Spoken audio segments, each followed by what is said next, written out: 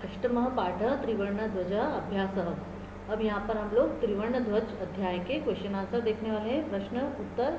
तो सबसे पहला प्रश्न यहाँ पर है, शुद्ध कथनस्य समक्षम आम, अशुद्ध कथनस्य समक्षम न इति लिखत। मतलब अशुद्ध कथन जो है उनके आगे आपको आम लिखना है, मतलब हाँ, और जो अशुद्ध कथन है, गलत है, उनके आगे आपको न लिखना है, मतलब नहीं। तो सबसे पहला देखिए, अस्माकं राष्ट्रस्य ध्वजे त्रयः वर्णाः सन्ति। मतलब हमारे राष्ट्रीय ध्वज में 3 रंग होते हैं। तो हम लोग लिखेंगे यहाँ पर आम, मतलब हाँ।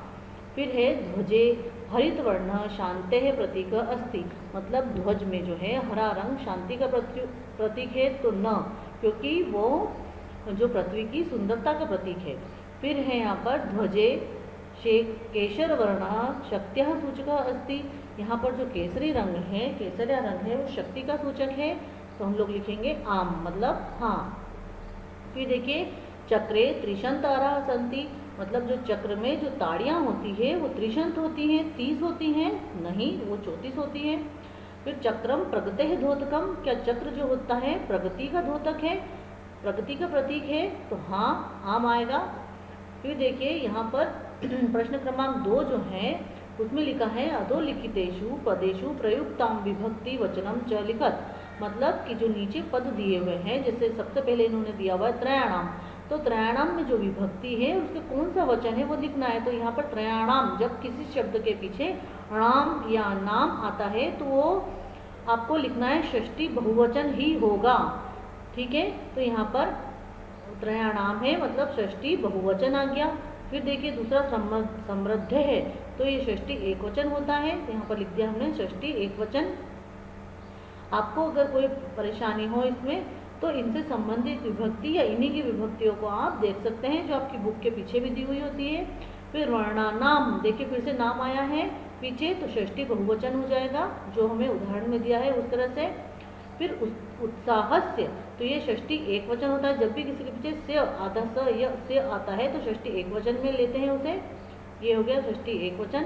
फिर नागरिक है, तो जिस प्रकार से बालिके है की होती है विभक्ति, तो उसमें बालके की, तो उस प्रकार से जब कह आता है तो तृतीया बहुवचन होता है, तो ये हो गया तृतीया बहुवचन। फिर सात्विकताया, ये षष्ठी का एक वचन होता है, पीछे ताया लग गया है तो षष्ठी एक वचन हो जाएगा। फिर प्राणानाम, फिर से देखिए पीछे नाम आ गया है, षष्ठी बहुवचन हो जाएगा यहाँ पर। फिर सभायाम, जब यहाँ पर पीछे सभायाम लगता है, सप्तमी एक वचन में उसे लेते हैं हम लोग। इस तरह से आपको ध्यान रख के करना है। फिर अगला क्वेश्चन देखिए, यहाँ पर है कि एक पद में उत्तर देना है, एक पदेन उत्तरत, मतलब एक पद में आपको उत्तर देना है। तो यहाँ पर लिखा हुआ है, अस्माकं ध्वजे कति वर्णा सन्ति। हमारे ध्वज में कितने रंग होते हैं। तो कितने रंग होते हैं, 3 रंग होते हैं, तो हम लोग यहाँ पर लिख देंगे त्रयः, मतलब 3, केवल एक शब्द में उत्तर। फिर है त्रिवर्णे ध्वजे शक्त्यः सूचकः क वर्णः। मतलब 3 रंगों वाले ध्वज में शक्ति का सूचक कौन सा रंग है, तो केसरिया रंग है, उसे हम लोग बोलते हैं केशर वर्णः। तो यहाँ पर लिख देंगे हम लोग केशर वर्णः। फिर देखिए, ग अशोक चक्रम कस्य द्योतकम अस्ति। मतलब अशोक चक्र जो है किसका द्योतक है, किसका सूचक होता है वो, तो वो प्रगति का होता है, तो हम लोग यहाँ पर लिख देंगे प्रगते है, मतलब प्रगति का। फिर है त्रिवर्ण ध्वज कस्य प्रतीकः। मतलब तिरंगा झंडा जो है किसका प्रतीक है, तो वो राष्ट्र के गौरव का प्रतीक है, तो यहाँ पर लिख देंगे राष्ट्र गौरवस्य। देखिए किसी का भी हमें का बताना होता है, जैसे राष्ट्र गौरव का, है ना, जैसे उसका, इसका, तो जब भी का लगता है तो पीछे से आधा स य लगा देते हैं। जैसे राष्ट्र का तो राष्ट्रस्य, गौरव का तो गौरवस्य, राष्ट्र गौरवस्य मतलब राष्ट्र के गौरव का, इस प्रकार से, ठीक है। अब आके देखिए, एक वाक्य न उत्तरत, मतलब हमें एक वाक्य में उत्तर देना है। तो यहाँ देखिए, अस्माकं ध्वजस्य श्वेत वर्णः कस्य सूचकः अस्ति। हमारे ध्वज का सफ़ेद रंग किसका सूचक है, कस्य मतलब किसका, ठीक है। तो अब यहाँ पर देखिए, कस्य की जगह हमें कस्य गायब करना है, पूरा आंसर वैसे लिखेंगे जैसे अस्माकं ध्वजस्य श्वेत वर्ण। यहाँ पर देखिए अस्माकं ध्वजस्य श्वेत वर्ण, कस्य की जगह लिखना है शांते, मतलब शांति का सूचक है तो शांते है, और सूचक अस्ति आपको ऊपर क्वेश्चन में से फिर से मिल जाएगा। केवल कस्य की जगह आपको शांते है करना है, मतलब कि हमारा जो है ध्वज शांति का सूचक है, हमारे ध्वज का जो सफ़ेद रंग है वो शांति का सूचक है, मतलब शांत है। केवल इतना आपको याद करना है। फिर देखिए अशोक स्तंभ कुत्र अस्ति, अशोक स्तंभ कहाँ है, तो कुत्र गायब करके कुत्र की जगह आपको सारनाथ लिखना है, मतलब सारनाथ में है। तो कैसे लिखेंगे, अशोक स्तंभ आपको ऊपर से लिखना है, फिर कुत्र की जगह लिख दीजिए सारनाथ है, और अस्थि की जगह फिर से अस्थि आ गया, ठीक है। तो अशोक स्तंभ सारनाथे अस्ति, मतलब अशोक स्तंभ सारनाथ में है। फिर देखिए त्रिवर्ण ध्वजस्य उत्तोलनम कदा भवति, मतलब कि त्रिवर्ण ध्वज का या 3 रंगों वाले झंडे का उत्तोलनम, मतलब जो होस्टिंग होता है, फहराना होता है झंडे को, वो कब होता है। तो यहाँ पर भी हमें कदा गायब करके उसकी जगह क्या लिखना है, देखिए त्रिवर्ण ध्वजस्य उत्तोलनम, ये आपको क्वेश्चन में से मिल जाएगा। कब कब होता है, स्वतंत्रता दिवस और गणतंत्र दिवस पर। तो स्वतंत्रता दिवसे, गणतंत्र दिवसे, और ये भवती फिर से आपको क्वेश्चन में से मिल गया, ठीक है। तो कदा की जगह आपको स्वतंत्रता दिवसे और गणतंत्र दिवसे लिखना है। त्रिवर्ण ध्वजस्य उत्तोलनम स्वतंत्रता दिवसे गणतंत्र दिवसे भवति। फिर देखिए यहाँ गणतंत्र दिवसे के बाद में अपन च लिख देंगे, ताकि च का मीनिंग होता है और। तो त्रिवर्ण ध्वजस्य उत्तोलनम स्वतंत्रता दिवसे और, तो यहाँ पे और की जगह यहाँ पर आ गया च, गणतंत्र दिवसे च भवति, ठीक है। अब देखिए अशोक चक्रे कति अराः सन्ति, मतलब अशोक चक्र में कितनी ताड़ियाँ होती है ना, कितनी तीलियाँ होती है। तो यहाँ पर कति की जगह हमें संख्या लिखनी है, तो हम क्या करेंगे, अशोक चक्रे, ये लिख दिया अशोक चक्रे। कति की जगह कितनी लिखनी, 24, 24 मतलब ये 20 और 4 24, तो ये 4 और 20, तो क्या लिखेंगे चतुर और विंशति, ठीक है। तो ये हो गया चतुर्विंशति ही अराः सन्ति, फिर से आपको क्वेश्चन में से मिल जाएगा, है ना। तो पूरा आंसर क्या हो जाएगा, अशोक चक्रे चतुर्विंशति ही अराः सन्ति। यहाँ पर आपको केवल चतुर्विंशति ही याद करना है, बाकी आपको अशोक चक्रे अराः सन्ति ये पूरा क्वेश्चन में से मिल जाएगा। कति की जगह आपको चतुर्विंशति ही लिखना है। अब देखिए अधोलिखित वाक्येषु रेखांकित पदानि आधृत्य प्रश्न निर्माणं कुरुत, मतलब कि यहाँ पर जो अंडरलाइन सेंटेंस है, जो सेंटेंस में अंडरलाइन वाक्य है, जैसे अस्माकं त्रिवर्ण ध्वज विश्व विजयी भवेत्, तो यहाँ पर त्रिवर्ण ध्वज जो है उसके नीचे अंडरलाइन है, मतलब वहाँ पर आपको प्रश्नवाचक शब्द का, जैसे कह, कस्य, है ना, केशाम, किमर्थम, जो क्वेश्चन वाले शब्द होते हैं, जैसे यहाँ पर है ना ये कति, उस प्रकार से उनका आपको उपयोग करके क्वेश्चन बनाना है। अभी हमें इन्होंने क्या दिया हुआ है, अभी उन्होंने हमें केवल आंसर दिया हुआ है, मतलब क्या है इसका, हमारे 3 रंग के झंडे में हमारा 3 रंग का झंडा विश्व विजयी हो, ठीक है। तो हमारा क्या विश्व विजयी हो या कौन विश्व विजयी हो, तो हम लोग क्या करेंगे, ये क्वेश्चन बनेगा। तो हम लोग क्या करेंगे, अस्माकं कः विश्व विजयी भवेत्, ठीक है। तो ये क्वेश्चन बन गया, और इसका आंसर क्या हो गया, ये ऊपर वाला इसका आंसर हो गया कि हमारा त्रिवर्ण ध्वज विश्व विजयी हो। अब क्वेश्चन बन गया है, तो इसके पीछे हमने लगा दिया प्रश्नवाचक चिन्ह, ठीक है।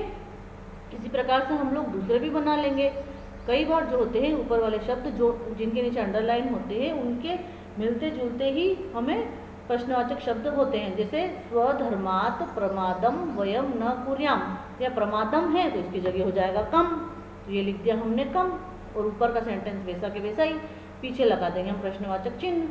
फिर देखिए एतत् सर्वम अस्माकं नेत्रणाम सद्बुद्धे सत्फलम, तो सद्बुद्धे की जगह क्या हो जाएगा, हमारे पास में कस्याः सत्फलम, है ना। एतत् सर्वम, ऐसा सबका, अस्माकं नेत्रणाम सद्बुद्धे सत्फलम, तो सबका क्या होना चाहिए, कस्याः आ जाएगा यहाँ पर सद्बुद्धे की जगह, मतलब किसका, और पीछे हो जाएगा प्रश्नवाचक चिन्ह। फिर अगला देखिए शत्रुणाम समक्षम विजयः सुनिश्चितः भवेत्, है ना। तो यहाँ पर शत्रुणाम की जगह हो जाएगा केशाम, ठीक है। ऐसे मिलते जुलते ही प्रश्नवाचक शब्दों का उपयोग हम लोग करते हैं। शत्रुणाम तो केशाम, और बाकी पूरा आपको ऊपर से देख के लिखना है, और पीछे यहाँ पर प्रश्नवाचक चिन्ह का उपयोग करना है। फिर यहाँ पर देखिए प्रश्न क्रमांक 6, यहाँ है उदाहरणानुसारम समुचिते पदे रिक्त स्थानानि पूर्यत, मतलब कि रिक्त स्थानों की हमें पूर्ति करनी है उदाहरण देखते हुए। जैसे यहाँ पर शब्द है पट्टिका, उसका विभक्ति कौन सी है यहाँ पर है षष्ठी विभक्ति उसकी लिखनी है। तो षष्ठी विभक्ति क्या होती है पट्टिका की, तो पट्टिकायाः।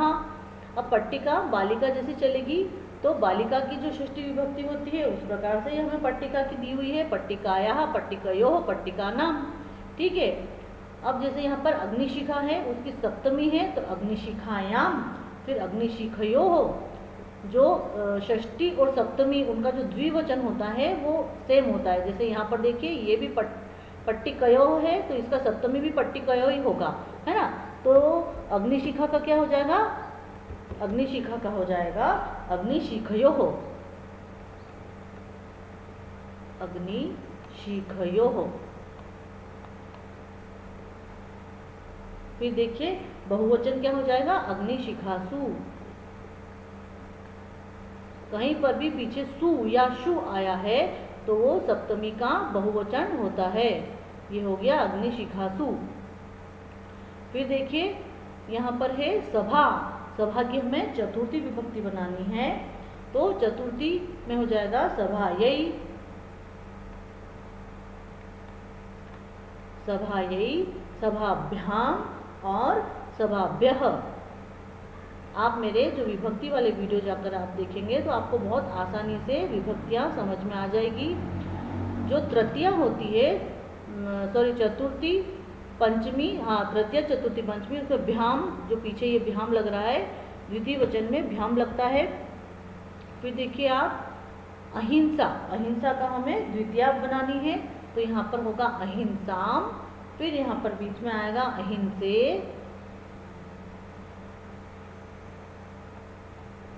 अहिंसाम, अहिंसे और अहिंसाहा।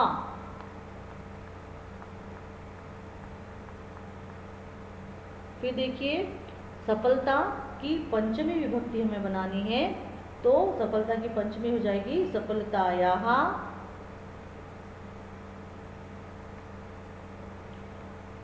फिर सफलताभ्याम। जैसे मैंने बताया था तृतीय चतुर्थी पंचमी में भ्याम लगता है पीछे, तो सफलतायाः, सफलताभ्याम और सफलताभ्यः।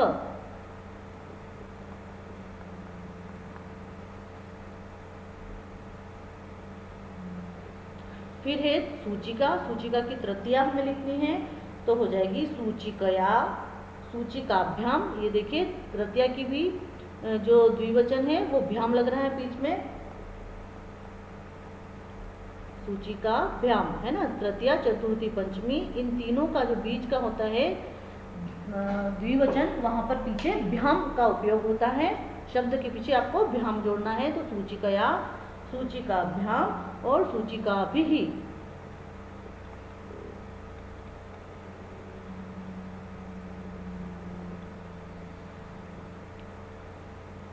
अब देखिए अगला प्रश्न।